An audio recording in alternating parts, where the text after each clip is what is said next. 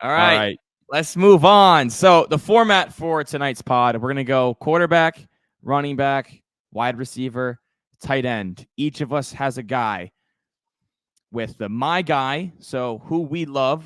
Doesn't have to be a sleeper, could be top of the draft, just someone that you love and you want in all your teams. A do not draft speaks for itself. Stay away at their ADP. A value pick for their ADP where they can clearly outperform that. A sleeper, someone that is farther down the board, but could potentially boom and win you your fantasy league. And then a best ball sleeper, because we love best ball over here. Similar style, best ball, that boom or bust ability, someone later down the board that can win you some money in best ball. Let's start with quarterbacks. Garrett, we'll start with you. Who is your guy for this season? Let's go. All right, my guy, wearing his jersey right now, Mr. Trevor Lawrence himself. Wow. Yeah, kind of a steep one down there. He's QB 15 right now in drafts. Last year with a banged up, some injuries, he had a sprained MCL, ankle sprain, concussion. He was messed up, but even with all that, he finished as a top. He was QB 13 last year. Something I love to see is he has the easiest strength of schedule for all the quarterbacks, which that could always change, but that's how they project it this year. I love the improved weapon room he has. I mean, he's had his guy there in Evan Ingram and Christian Kirk. Christian Kirk went down last year, and you just saw it. He wasn't the same guy. He loves throwing to his guys. And then you add in Gabe Davis. We've seen him before. I mean, he's a deep Big play, threat, Gabe. Big game, Gabe. big boomer bust guy, but it's not like they're asking him to be like wide receiver too. Like they asked him to be in Buffalo in most games. You're adding one of my favorite wide receivers from the draft, Brian Thomas Jr., who ran a 4.3 40 and is 210 pounds. One of the fastest wide receivers coming out of the class, who racked up 17 touchdowns last year. So he has got the potential to take that role away from Christian Kirk and to be like the main target guy in this offense. We don't know for sure what he'll look like, but if he can hit anywhere near his ceiling like early on, this offense is going to be very explosive. I mean, I love ETN coming out of the back because he's a dual threat. I think it's going to help Lawrence like open up this offense more. And for fantasy, like the spots where you're getting him, you're not taking him as even like a top 10 quarterback taken. Like he's quarterback 15 right now, and he has some rushing upside. Like he could sneak in a couple touchdowns. Trevor Lawrence. Trevor Lawrence did have 4 rushing touchdowns last year, 5 the year prior, so you're not wrong there. Yeah. So I guess I'll hop in here. I'll say mine. I got Kyler Murray. I mean, the dude obviously hasn't played a full season over the past 2 years. Tore his ACL at the end of 2022 and then came back late last year with rehabbing. But prior to that, he was a top 10 fantasy quarterback in all 3 seasons. So clearly when he plays a full 17, he is a startable quarterback for fantasy. Right now, he's going as a QB 10, which I think is a steal because we've seen him finish as high as number 3. He's about mid 7th rounder, which I feel a lot better taking him there versus kind of taking a guy like maybe, I don't know, Josh Allen, Jalen Hurts in the 3rd. I'd rather wait and get a Kyler Murray who has the same upside because he can run like these guys too. I fully expect him to get back there.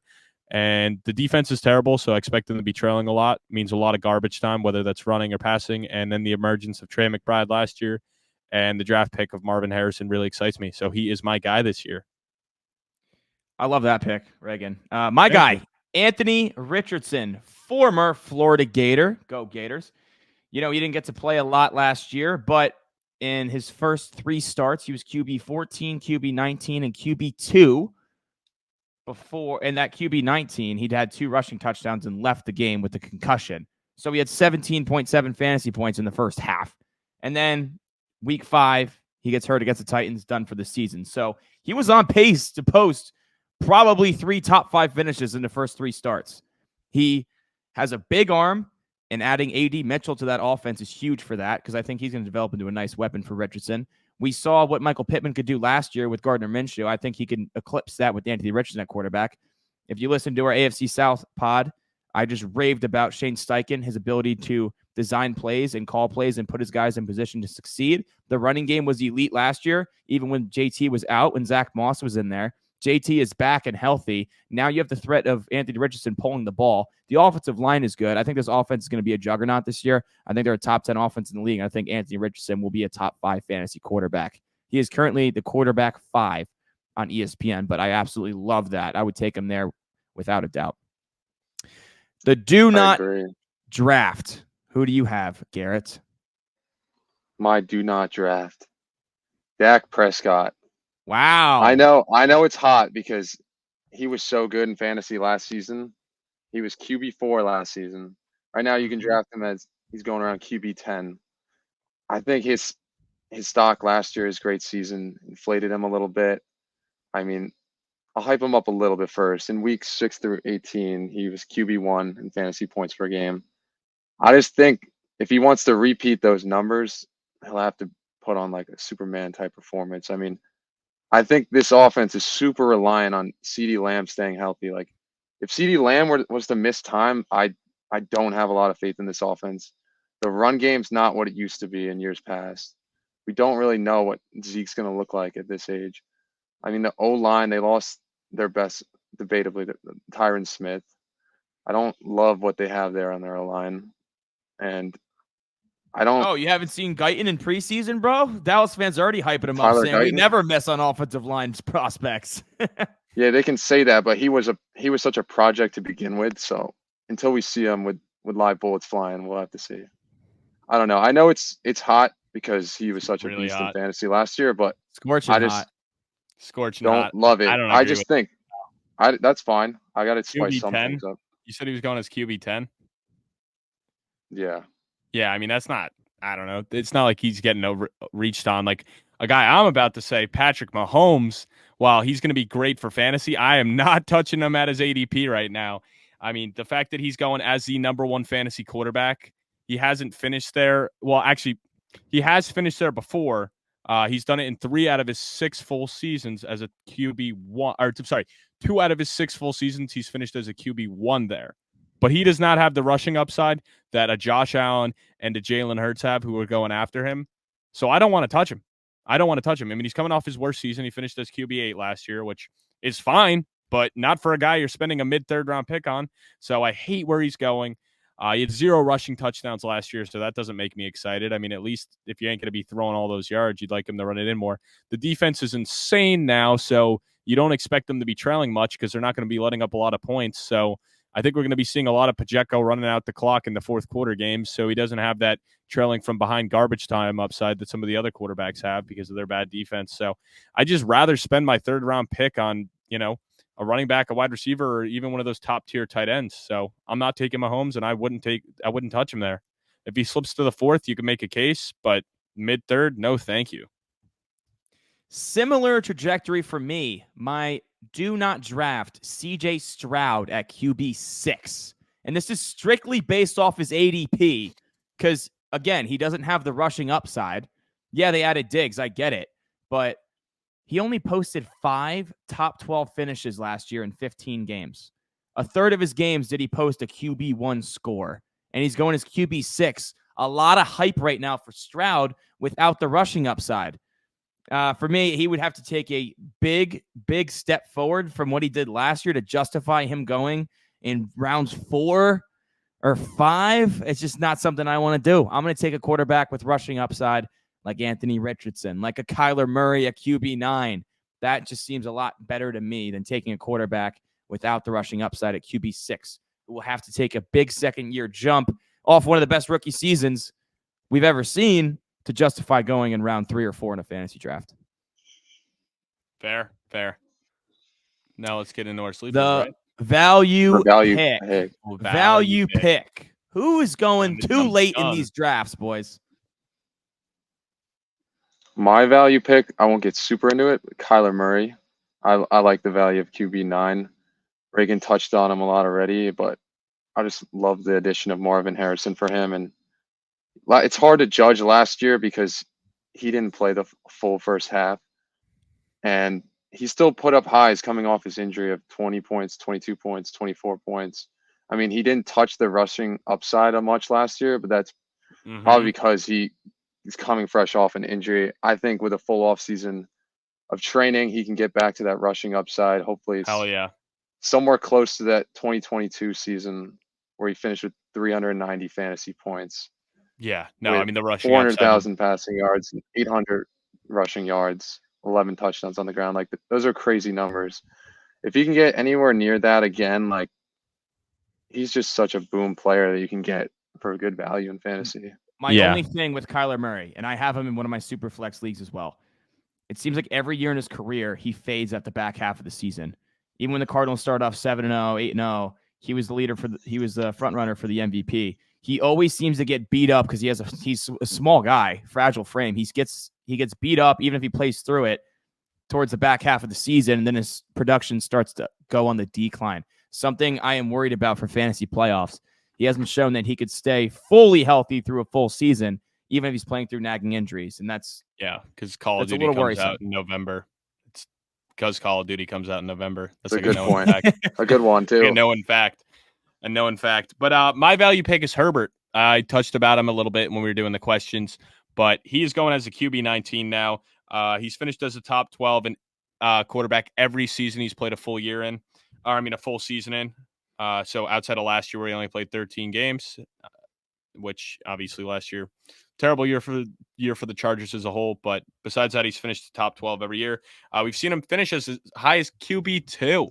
So I know the weapons are worse. I know it's a new coach who wants to run the ball, but the defense is not great. So I think they're going to be trailing in a lot of games. They're not going to be able to play the John Harbaugh type of style of offense. So I think at 19, that is a steal. He's a guy that could end up being a top 5 quarterback. So if you end up taking a quarterback later, he's a guy you definitely want to get as your second quarterback because he could end up being one of those top 5 guys. It's actually crazy to me. You've talked about Stroud, like Jordan Love, some of those guys that they're great pocket passers, but the rushing upside's not there. Like, why is Justin Herbert so far behind him? Is it the weapons? I guess it's got to be the weapons. I think it's the weapons. The talent is the same, man. Oh, yeah. You don't have to spend the capital. So that just kind of goes to your point more. Would I rather take Stroud early or would I rather wait and take Justin Herbert? I'd much rather wait and take Justin Herbert. Yeah, I'm digging this segment from you guys because my 2 quarterbacks in my super flex league are Justin Herbert and Kyler Murray. So let's go, boys. Keep talking them up. Come on. Let's go. I love it. My value pick, Jared Goff, QB 20. That makes no sense to me. He's been QB 7 and QB 10 over the last 2 seasons in Detroit. The offense is loaded, and 14 of their 17 games are indoors, which is a known thing. Jared Goff indoors is going to dice you up.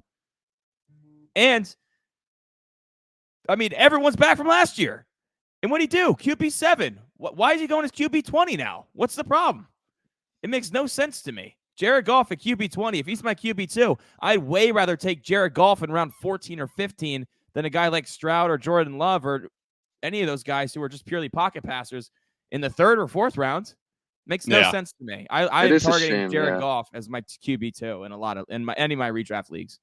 I think I think part of it is just like fans don't love him. They think he's like a game manager and like he gets so slept on in fantasy. Like what'd you say, QB 20? He's QB 20. I agree, man. My prediction I said this in our group chat was that I think he's a sleeper to lead the league in passing yards. Like playing all indoors, their offense is so electric. I don't know. It is weird that his people sleep on him this hard still. I think it's because there's going to be weeks where he's going to get you 6 points. He's going to throw for almost 300 passing yards, but it's just going to be the fact that they decide to punch in 4 or 5 rushing touchdowns, and you're just going to be that's a good point. Fuck, he didn't pass 1 touchdown, but he still had almost 300 yards, and he didn't even need, and he had a high completion percentage, but he just didn't need to beat him with the passing the ball. They were able to run the ball down their throat with Montgomery and Gibbs. So that's my only kickback on that, but still, 20 is crazy for him. 20 is crazy. Crazy. I mean, and still, crazy. This team's going to average over 30 points, in my opinion. So even if those guys are taking a lot of rushing touchdowns, I mean, Goff still threw for 30 touchdowns last year and 29 the year before. I'm just going to buy what they're selling me. I think he's going to repeat and have similar success, and he should not be going as QB 20. All right, sleeper pick. G, who do you got? Sleeper pick time. All right. I don't care if he's a rookie. I got Caleb Williams. I think Caleb Williams has... Whoa. Who's sleeping on Caleb? He's got all this hype. Who's sleeping on Caleb? We're talking fantasy, QB 14. You can get him. people are taking him as their like second quarterback. He's not one of the early quarterbacks to go. I've done some drafts. I think he's got the upside. He's got all the weapons he could need plus more. He's got some sneaky rushing upside. Final year at USC at 11 rushing touchdowns. You could get some sneaky goal line work there. I was looking at his playoff fantasy schedule, like when your playoffs would be. He faces Minnesota, Detroit, and Seattle. I think those could be juicy matchups for him. Like Detroit would be the tough one out of those three, but that Minnesota game, if he's your starter, I love him to dot up that defense. Downside with him, I mean, he is a rookie, so the interceptions could be there, but I think he's got all the makings to be a great fantasy quarterback. What do you guys think? No, I don't hate it. I mean, I love it. It's a sleeper, so spoiler, he's my best ball sleeper. Yeah, so you can highlight it more in a little bit. But my sleeper, and this is like take some NyQuil, don't wake up till the next day type of sleeper. I'm taking Bryce Young with all the additions. Oh, here we go. Could Bryce Young be a top 12 fantasy quarterback? Here we go. Yes, Tell us why. Tell us why. With all the additions, I mean, they go and get Deontay Johnson from the Steelers, a guy that we've seen have a ton of success in the league, especially for fantasy purposes. They go out and get Xavier Legette, Jonathan Brooks. I know he's going to miss a couple games, but that's a great ad. Then they go and get Robert Hunt and Damian Lewis to protect him. Guess what? On top of that, they get Dave Canales. What does he do for fantasy quarterbacks? If you guys had to guess, just take a guess for me real quick. What did Geno finish with his one season of David Canales? What was he, QB 8? 15. QB 5. What about Baker Mayfield last year? What was he? Let's go. QB 11. You're not going to guess, Garrett? QB 9. QB 10. I'll meet you both in the middle. Oh, shit. The past 2 seasons with Dave Canales as the OC for the Seahawks and then the Bucks, he had a top 12 fantasy quarterback in his offense. So, you know what? With all these weapons, and Bryce Young, he could sling that thing in college. I mean, he had 47 passing touchdowns at Bama in 1 year, and the next year he was in the high 30s. So, I mean, the guy can throw touchdowns. He can sling it around the yard. We just got to give him some protection, which they went out and did, and get him some weapons. They went out and did that. So, hey, let's not write off the first overall pick just yet. I'm buying into it. I think he could finish as a top 12 quarterback and at the very least be valuable for best ball. Hey, Reagan, I love that because I mentioned earlier, I mentioned earlier I had Justin Herbert and Kyler Murray. My third quarterback is Bryce Young, dude. So you must love my quarterback room. Goddamn. Let me buy in. Give me some stock. Why are you glazing this boy? I'm trying to buy some stock in the team. Come on. He literally said, like, all my boys are going to listen to the pod. Can you glaze my team, please, bro? Like, all of you is solid. He sent me. I'll be looking for that Venmo later. They listen, so they start sending me some trade offers, man. God damn. Yeah. Yo, Collins boys. He's paying me $20 per glaze. My sleeper, Reagan touched on him earlier. It's Justin Herbert at QB 16. That's disrespectful. Yeah, no Keenan Allen, no Mike Williams, but he's only played 6 games with those two guys together over the last 2 seasons. He's an elite quarterback. He's going to elevate the young talent around him. It'll be a more efficient offense under Jim Harbaugh, even though they're going to run the ball more than years past. Justin Herbert will feed off that, and they'll be more efficient. I think they'll score more points. They'll win more games. Justin Herbert, QB 16 is disrespectful for how good he is. All right, best ball sleeper, Garrett. Who do you got? My best ball sleeper, Bo Nix. Oh! Coming in draft position around 23 for quarterbacks. Spicy. I liked Bo Nix a lot coming out of college. That goes into a lot of it. I mean, he was 75% completion percentage on his throws at Oregon, set records all over the place. He's started for 5 years in college, and I love quarterbacks that come into the league with a lot of experience. We see guys all the time who aren't ready and need to sit, and as we know now, he's going to start right away, and I think he'll be ready for that. I mean, he's had so much experience. He was just a Heisman finalist. He was handpicked by Sean Payton, and rookie quarterbacks that come into an offense with an offensive-minded head coach, I think, tend to have a bit of an advantage. We've seen Caleb and Jaden Daniels going in with defensive-minded head coaches. I think, not that it's an advantage, but I think it'll help with his development. They're also not going to be, I don't want to project them to be that good. I think they'll be trailing in games. And for best ball, if you're a kind of guy that takes 3 quarterbacks or something like 4, like something crazy, like no one's going to really be drafting this guy. And I could see him having a couple like late season when he's getting into his groove, like boom games where like he could be a starter for you. It's a deep sleeper, but I wanted to attach some stake to Bo Nix because I think he's going to be better than a lot of people expect. I got an even deeper sleeper for you. I got Derek Carr. He's going as the 31st quarterback taking. Dude, come on, bro. You're not back on the Derek Carr. No. I am. He's ready to die on this train, bro. We're not doing it again this year, bro. Oh, no, we are. It's terrible. Derek Carr's cheeks is durability. Car that doesn't work. When you look up durability, he is like the most durable car out there. No more. I mean, dude has played 15 or more games in every season. You love that for best ball. You want guys that are playing. You don't want guys that are hurt. You know, you drafted him. That's putting up a 0. Derek Carr, he's playing. He's getting you something. And guess what? The last 4 games of the season last year, he finished this a QB 7, 3, 17, and 1. So if you're taking him late, he might be winning you some best ball championships. There are people who probably won championships last year because they had freaking Derek Carr who finished as the QB1. So if you can get him, he's going late 16th, early 17th, and in the regular standard best ball leagues, you get 18 picks. So if you take him as your QB3 and he just won you a championship because he ended as a QB1 in the final week, that ain't too shabby. So I'm putting a little bit of stock in the last 5 games we saw of Derek Carr when the Saints went 4-1, and he was slinging that thing looking like the MVP caliber Derek Carr we saw back with the Raiders. So I'm backing on the train, baby. I'm back in. What happens when the train gets stopped and he gets pulled out for Spencer Rattler? So I thought about that. I think that this will be the last season. I think they're going to put all their chips in the middle. I think he'll pretty much play the whole season. All their chips in the middle. What is going on? Playoffs or bust. Playoffs or bust. Playoffs or bust. Yeah, playoffs or bust. Yeah, stuck in purgatory right now. Yeah, playoffs or bust. If they miss the playoffs, they're getting out of Carr. Everyone's getting fired, cleaning house. Spencer Rattler starting in 2025.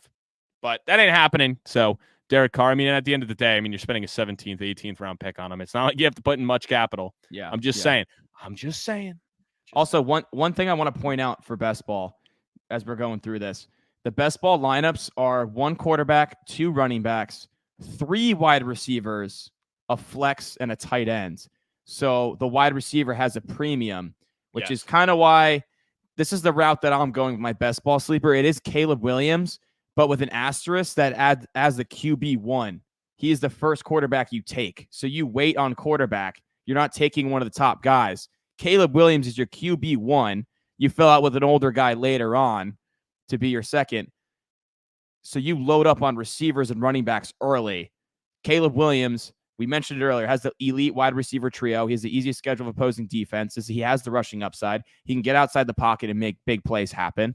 I think he can easily finish as a QB1 on the season. And I think his upside is finishing top 5. Mahomes finished number 1 his first year. I mean, CJ Stroud, who missed 2 games last year and does not have the legs that Williams has, is QB11. So I think Caleb Williams can easily finish as a QB1. If you want to wait with the asterisk of best ball sleeper, Caleb Williams as your QB1 as opposed to taking him as your second quarterback. Load up on receivers and running backs. Take Caleb and rock with him for the season. And he does have that boom upside potential. Yeah, I mean, it's just risky to take 2 quarterbacks because between the bye weeks, but if somebody gets an early season injury like Joe Burrow, Kirk Cousins last year, and they were one of your 2 quarterbacks, you're taking a 0 on your other quarterback's bye week. So or if he gets hurt, you're done. Yeah, exactly. Over. So you can kiss that goodbye. So it is risky to take 2 tight ends or 2 quarterbacks. So I try to avoid it at all possibility.